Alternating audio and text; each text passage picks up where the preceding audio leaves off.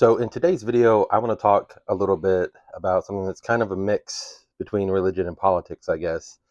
Might be my first or second most controversial video. My first video that I did was pretty controversial, I guess. I didn't necessarily think it was, but apparently it was. But this one likely will be too for a lot of people because I want to talk about some realities just of existence that some people just don't like and don't want to think are real for whatever reasons, and they involve Islam and some realities of that as a religion and as an ideology and a philosophy. I spent a long time studying lots of different religions before I kind of finally settled on remaining a Christian. I was raised Christian, but always kind of encouraged by my parents to think for myself and research for myself and learn for myself. And so I spent a lot of time looking at different religions, and I looked into Islam. I looked into Hinduism, Buddhism, quite a depthy look into all of them, and Christianity as well, and the different the different versions of Christianity, to the different denominations and sects and all of those things, before finally deciding on which one was closest to me, and then some other things. I'm not going to get into all of that, but this is about kind of Islam, and especially this is pertinent right now because we are involved in a kind of pseudo war with Iran. And it's interesting because a lot of people don't even know. Some people are hearing about it now that there are some different groups within Islam. Islam often likes to present this kind of unified front because most Muslims in the world are Sunni Muslims. And so they present themselves as like the true Muslims. But Iran is predominantly Shia Muslim. And they're not the only country that is predominantly Shia. There are some other groups of Muslims as well, Abadi, a few others. Amman is used to be, I think it might still be predominantly a Abadi Muslim. So the different groups of Muslims don't necessarily agree on everything. It's kind of like considering Orthodox Christians to Catholics to Protestants. It's different groups that share some foundational principles that are the same, but then disagree on some other things. And just like the Christian groups, these Muslim groups have fought over those things, and some of them are more prominent than others. Catholicism, for example, is the largest Christian denomination because they had the most effective missionaries for 1,000 years. So similarly, Islam is not entirely a unified group. Each one claims that they're the true Muslim, so they're the true branch kind of thing, similar to what a lot of Christians try to do. But the distinctions between Muslims are little, not everything that I want to get into today, but there is one thing that all Muslims believe, though Shia Muslims practice it kind of as more of a more often than Sunnis might, but they can all do this. And the primary thing I want to talk about is this principle of taqiyya. It is this Islamic principle that allows, it is a legal concept in Islam that allows them to conceal their faith or break doctrines of their faith or lie to non-believers in order to prevent their execution for their faith, to prevent persecution, or any kind of self-preservation from anything they can perceive as a threat. And a lot of Muslim apologists, they call this a Islamophobic talking point. They say that non-Muslims have found out about this and they use it to lie about Islam. Funnily enough, using Islam's principle of you're allowed to lie about Islam. But what I really want to get into is that this principle, just its very existence, means it is impossible to ever fully trust a Muslim, even if you are a Muslim, because Muslims can use this to lie to each other if they're in different sects of Islam, if they have different foundational beliefs, if one's more progressive than another, the more hardline one can use this as a principle to get closer to the more progressive one to try to get them back to a deeper understanding of Islam. And so the fact that this principle even exists means that every Muslim you meet is one of three things. They either know that this is a rule in Islam and they just don't care about it. They don't follow it. They don't use it, which means that they are, according to someone who is a very fundamentalist Muslim, they are not being a good Muslim. And so if they were confronted by one of these more fundamentalist ones, they would either have to fall in line or have to admit that, yes, I'm not being a very good Muslim because I'm denying this core principle of lying to non-believers in order to advance the cause of Islam. And you can, if you search for this on AI or all of those types of things, like on Google's AI, they're very defensive about this, and they put forward the common excuses that you'll hear. Well, it's only to prevent harm or death or persecution. The problem with that is that persecution is a very wide net. So in this past, I just forgot the word for it. This past the election, it's not the full election, but it's the pre-election, right? There were several propositions on the Texas ballot. I'm in Texas. And one of them was to codify into law that nowhere in Texas can practice Sharia law. If you're a Muslim and you want to practice Sharia law and you believe that Sharia law is superior to American or Texas law, then a law being passed by the state saying you are disallowed from practicing Sharia law could easily be interpreted as persecution. That you are not allowed to practice your faith fully. They very easily that could be interpreted definitionally as persecution. This persecution is when laws are in place or norms are put in place that are backed up by legal authority that prevent someone from practicing their beliefs. And so this law being put forward is, in the minds of a Muslim, very easily called persecution. Therefore, they are now allowed to engage in taqiyya and lie to non-Muslims. So if a cop thinks, like if someone hears, oh, I think they're doing over there some Sharia law stuff, they have their own court set up, or they're, engaging in child brides or any number of things that Sharia allows them to do, and then law enforcement goes, taqiyya would necessarily require them to lie to police officers. But that's like on a high level. On a lower level, they're required to do this to you. And this goes beyond that because it also is something that they're allowed to do during war. But they are at war with us.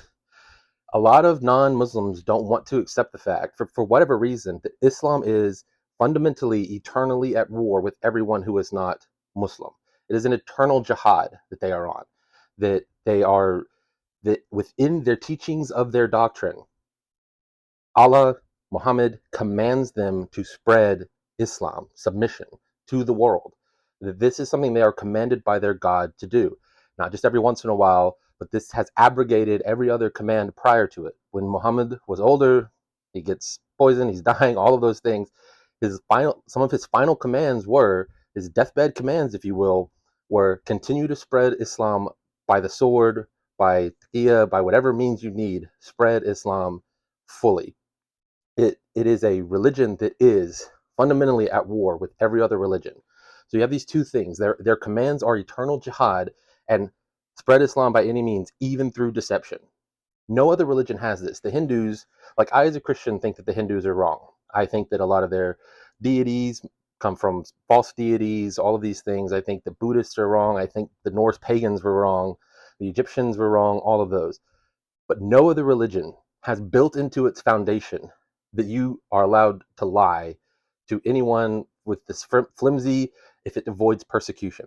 Because anything that is not Islamic is definitionally persecuting Islam, because Islam is at war with them. They have to defend themselves against them. Like, this is a mindset. This is why so many Muslims engage in things like suicide bombing and terrorism and all of those things, because their God has commanded it. And this goes back to one of my other videos about what is belief, what is faith, and that is that it is surrender and submission to the authority that you say you're believing in, as you would a king, as you would their orders. And so if your God commands you to do something, you are being a bad believer. You are being fundamentally, if your God commands it, you're being a bad person for not doing it. So if the Islamic God commands them, lie to non-believers to advance the cause of Islam, and you are a non-believer, how can you ever assume that they would not lie to you?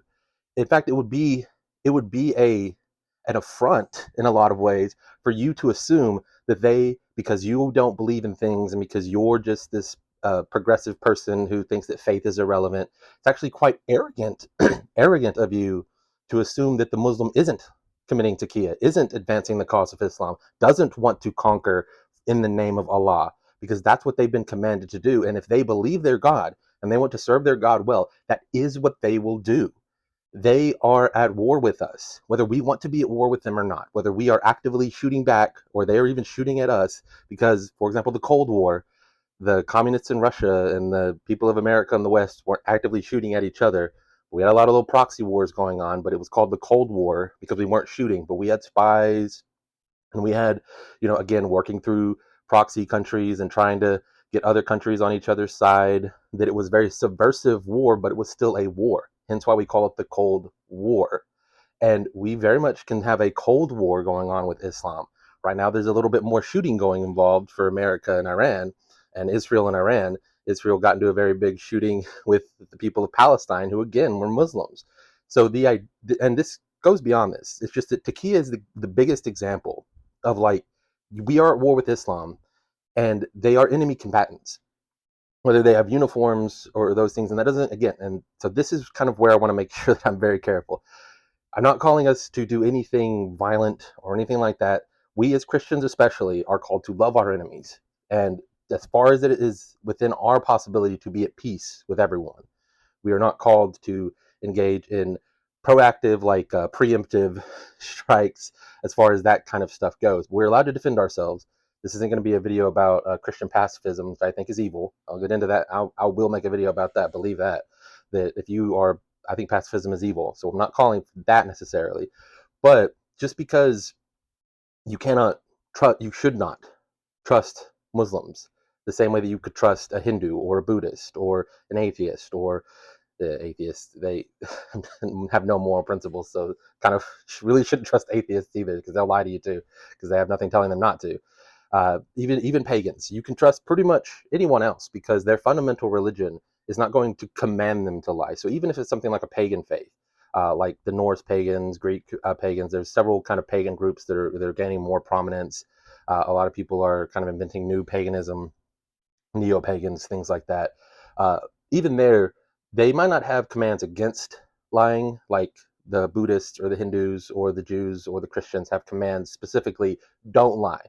Like, you're not supposed to lie unless there's some other, like, greater other person's life. So, like, you're protecting someone during, like, a Holocaust or something, you could justify it then, but it's not to save you. It's not to advance the cause of your religion or your political beliefs. You're not supposed to lie for those things. Petty things, you're not supposed to lie for, especially. You really shouldn't lie at all as long as you can avoid it. But so even most faiths have that as the principle: don't lie. A lot of faiths just don't have a principle either way. They don't tell you not to necessarily, but they also aren't commanding you to do it to advance your cause. Islam is unique. It is the only religion that I've ever read about. And like I said, I spent a long time studying a lot of different religions, even some that are no more. Zoroastrianism, Manichaeism, which are really small if you can find anyone who follows them at all. Even those, there is no religion that commands its people to lie to advance its cause.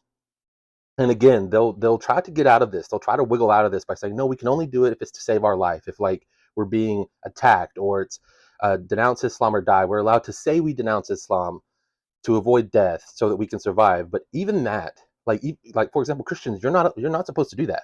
If someone says, "Are you a Christian?" and you say yes, and they say, "Denounce Christ or die," you're supposed to say, "Then kill me. I'm not going to denounce Christ." So even that is a distinction that other religions don't have. Every other religion, you're not supposed to denounce it just to save your life. That you're supposed to be willing to die for your faith. But even going beyond that, that's what they'll say, is that it's only for that. But that is not true. That is not the case. Any form of persecution can justify taqiyya. And in Islamist, a Muslim, someone who submits to Islam, submits to Allah, submits to the teachings of Muhammad, can easily justify almost anything as persecution, therefore allowing taqiyya. Like I said, in Texas right now every Muslim in Texas has something very specific that these American non-Muslims are putting in a law, want to put in a law that prevents us from living within the Sharia law framework that we want to live within. The Muslims, the Somali Muslims in Minnesota, can easily say that they are being persecuted just because it's the fraud there that's being uncovered, that is in large part being committed by them, not just by them, but in large part by them. And it's an interesting thing about low trust societies versus high trust societies, that a high trust society has far less kind of walls and frameworks around things. Every time that a new law has to get implemented, it's a sign that your society is losing trust. So, like back in the day, you could put a pie on your windowsill, let it cool, and you wouldn't have to worry about someone walking by and stealing it. And now, we have people putting bars on their windows.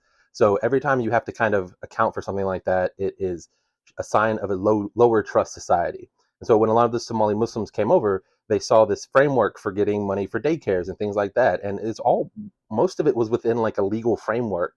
They were like, you can just do this? Well, then I'm going to do it. So I don't necessarily even blame them for taking advantage of the mess of the system that didn't have the proper guardrails. That uh, that was them just kind of seeing a crack in the system and being like, well, then I can do this. I mean, but that's in the advancement of their community, of their cause, of Islam. And so, but cracking down on that and shutting that down and taking that the ability to do that, and in some cases arresting them when they actually were committing genuine fraud and not just abusing a system that was built on a higher degree of trust, that the shutting down of that is easily just could easily be seen as persecution. American politicians are calling it persecution and targeted persecution against this group, even though, again, it's not just them, and they're going after everyone who was doing it, even the non-Somalis in the area that were doing it. It was just a big Minnesota problem, apparently, but they found it in other places too that don't have even near as many Muslims, let alone ones from Somalia. But so that's the core thing: is that persecution and preventing persecution and fighting back against persecution is so broad. The, Something as simple as they won't allow us to open a halal meat shop or an abattoir where we can, kill animals in the way that of for halal so that we can have our food, or even something as like our marriage laws. Easily a Muslim could say that it's persecutory because they're allowed through Islam to have up to 3 wives, and our American system only allows 1 wife. And so you actually have Muslims who immigrate here and they have 3 wives, and they have to find ways to subvert our immigration system because they don't want to leave their wives behind because they love their wives, or they even if they don't, they are their wives. It's an interesting thing to think about that and how that relates to it. But even that, like that persecution, that means they are required through Islam to lie about who these 2 extra women are. They have the 1 wife and then 2 extras, and it's like, oh, they're her sister or they're my sisters, or so they have to find ways. They find ways around that, and so you take it these macro things where it's very easy to see that these things are persecutory. And again, if you consider the eternal jihad that they are meant to be on. So I was saying earlier that there's basically 3 kinds. There's a person who knows about these things but just isn't engaging in them. So this could be a Muslim that your neighbor or something like that. They know they just aren't. They're more progressive. They just aren't engaging in it. They just say, well, that was for another time, and we're now. But then you have Muslims who just don't know yet. They don't know about the principle of taqiyya. They don't know about that they're supposed to be on an eternal jihad. All of these things, they just aren't aware of them. And so for that person, if they ever do become aware of it, you might never know because they'll just start engaging in taqiyya and just saying they still don't know, or they very much will start engaging in the other practices of Islam and those types of things. And so now they're going to start practicing this, and so you can't trust them. And then you have the Muslim who already knows about it and is engaging in it. And these 3 things make it so you can never fully trust a Muslim, because even if they're saying they're the first one, yeah, I know about that, but I'm not doing that. I'm your friend. I'm not going to lie to you. They're commanded by their God to lie. So how can you ever fully trust them? And this is this there's a kind of phrase going around, the Islamic dilemma, which is meant to point out that in the Quran it says that the New Testament and the Old Testament have been perfectly preserved, but then it also says that they are wrong about a lot of things. And so the Quran says both of those things. So it becomes an Islamic dilemma in some senses because they can't both be true. It's basically an internal contradiction in Islam. But this is also an Islamic dilemma, but from kind of an outside perspective, that about how can you ever believe or trust a Muslim? If a Muslim tells you that, for example, something that you find in Islam that you find abhorrent or repugnant, like that Muhammad married a 6-year-old girl and consummated with her when she was 9, like if you find that utterly repugnant, and then the Muslim starts making excuses, well, it was over 1,000 years ago. It was 1,400 years ago. It was in the 600 AD. It was a different time. People did different things. That Aisha was a special case. That she was super mature. She was more. She was like some of the women in the Bible who were young women, not children though. Like she was. She was a child. They were young women. But they'll say that like them, she was more mature than women and girls her age today. That even as a 9-year-old, so they'll make these excuses, or they'll say like, again, it was then, and that kind of stuff's been abrogated, and we're not supposed to do it anymore. Why would you believe them?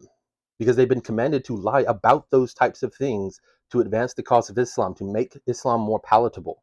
Like, as a Christian, I have to confront certain things about Christianity that some people find difficult, like God ordering the wiping out of the Amalekites, and what does that mean, and what did that look like, and why did he do that, or God flooding the earth at the time of Noah, and whether that was even real, let alone real or not, what the implication of such a command is and such an action is. I have to defend what the Bible says about various types of slavery, and how that was used to justify other types of slavery. And is that even the case, or does it justify all slavery? What it says about things like homosexuality that a lot of people are struggling with now, and the way that that's interpreted and how that's handled. And I have to wrestle with those things, but I'm not allowed to lie about them. I have to wrestle with the fact that, yes, the Bible does say homosexuality is wrong. Yes, the Bible does say that God flooded the entire earth, only saving a handful of people.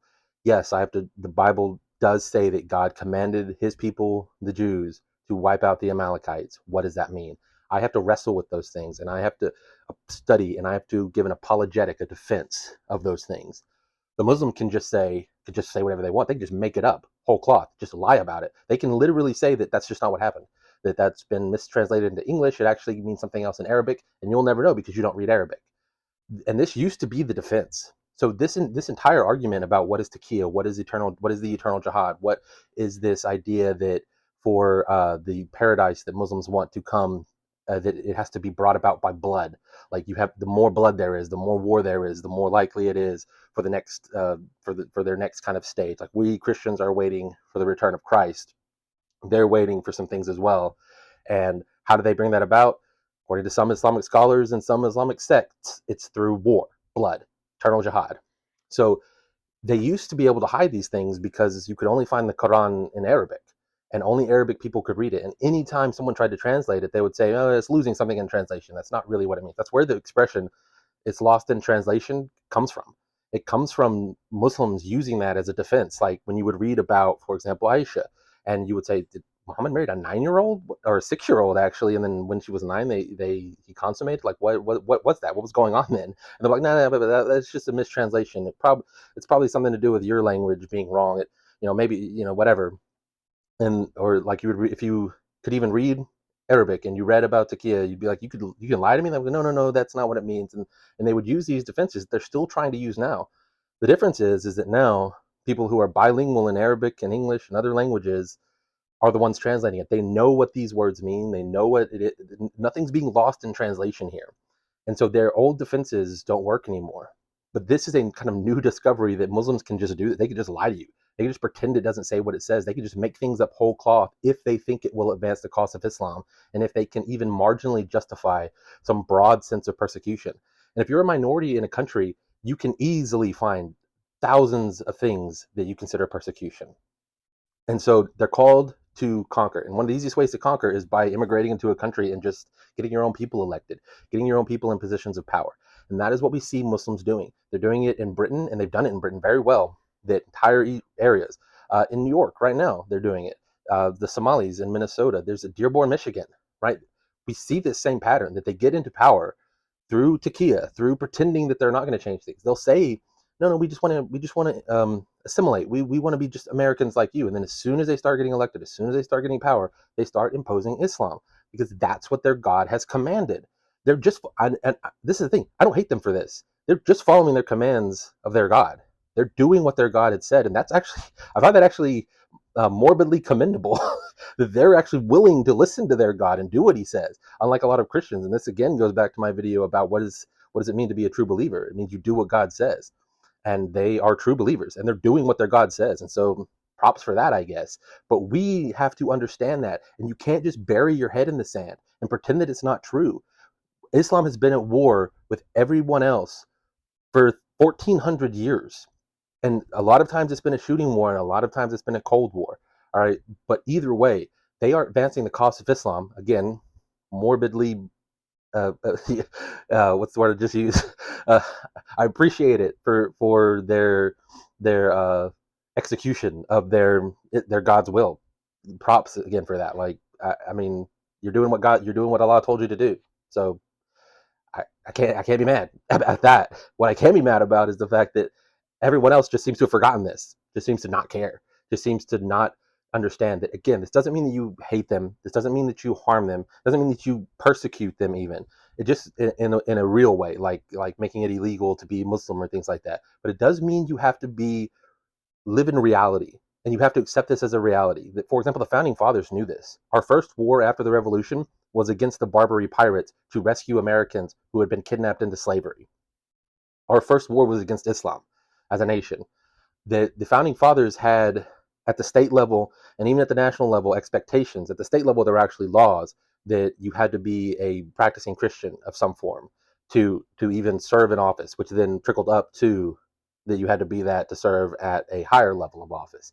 That the idea that a Muslim would even be eligible to be a mayor, let alone a senator, let alone potentially president, would have been mind blowing to them. In their personal writings, they write about this. They call them the Mohammedans because kind of what people call each other changes. Kind of like used to call Catholics papists. Um, that now there's different titles that kind of outgroups will put on other groups, but they call them that, and they acknowledge them as so different ideologically from us that the idea that they would even that Americans would even consider them eligible for these positions, even if we did have a full separation of church and state, it wouldn't have even entered their minds, because they would be like, how can you do this when you know that they're at war with you? I mean, one of the reasons that so many of them were opposed to even Catholics potentially being in power was because a literal nation state called the Papal States existed. It wasn't just Vatican City. It was a whole chunk of Italy was controlled directly by the Pope. He had an army, parts of France. There were several countries in the world where theocracies that answered directly to the Pope. They had bishops that ruled them, and these were city states and countries. And again, the Pope could rally an army. And so the idea that someone who followed Catholicism would be more loyal to the Pope than more loyal to America was not a foreign concept. It was something that they thought was very likely. And so there were a lot of them who were like, can we even really allow Catholics? But then there were a lot of Catholics in America, and it was like, well, at least they're Christian, so we know they're not going to lie, that they are going to be honest at least about where their kind of greater loyalty lies as far as state versus and faith and all of these things and how they interpose. We know they're at least going to be honest about it. Similar thing with Anglicans, right? That the King of England is the head of the Anglican Church. Same way the Pope is the head of the Catholic Church. And so there was a lot of discussion. Can we trust Anglicans, especially right after the Revolutionary War? We just threw off the King of England, and there are all these Anglicans in America. Are they still loyal to the king because he's their religious leader, or are they loyal to us because we're their political leaders? And so you have that interplay. Islam doesn't really have that because they're allowed to lie to you. Because again, with the Anglicans, it was like, well, at least they're Christians, so we know they're not going to lie to us. We know that they're going to be honest. That if we can trust them, that if they swear on the Bible, if they swear to God, this is one of the reasons that they swear on the Bible, was that you're putting your Christianity, you are saying in the name of Jesus that I am not going to follow this other authority. I'm going to do my duty for the people that I've promised to serve. Muslims can just lie about that. And the founding fathers understood this. People used to understand this, but we've buried our head in the sands because we are so postmodern. We are so deconstructive. America is so secular that the idea that anyone would take their religion seriously, it's laughable to most Americans. But to the Muslims, they take it very seriously. And again, props to them for that. I wish Americans took their religions seriously. I wish that we took Christianity seriously. I wish that we took Islam seriously and said, oh, so this is what they teach. So I'm going to believe you that you as a Muslim will do this thing that your God has commanded you. I'm going to believe that you're willing to do that. And so I'm going to wrap the video up there, but that is the principle. That is what I want this video to kind of expose, is that believe the Muslims when they tell you they can lie, they're allowed to lie to you. Their holy books tell them to do it. Allah has told them to do it. And while in a practical sense, again, not every Muslim is going to do this again, so you don't have to hate them. You don't have to end your friendships with them. You especially don't have to like harm or prosecute them, but you just need to be aware of it, that this is a reality of the world. This is a reality of what they teach. And you may be a secular atheist, so you don't really care, but they care deeply. They believe it, and they will act on it. And that's what I want to leave you with, that you need to take it seriously because they do. And if your enemy is at war with you, it doesn't matter whether you think you're at war with them or not, period. You do not get to pick whether someone else declares war on you. They decide that. And Islam has declared war on us 1,400 years ago in the 600s. It declared war on the entire world. And it's been a Cold War a lot of times since then, but it is still a war. So I'm going to leave it there. If you like the video, like, subscribe, share, comment. But if you do, please do so respectfully. This is a heated topic, I know, but I'll leave it there. See you next time.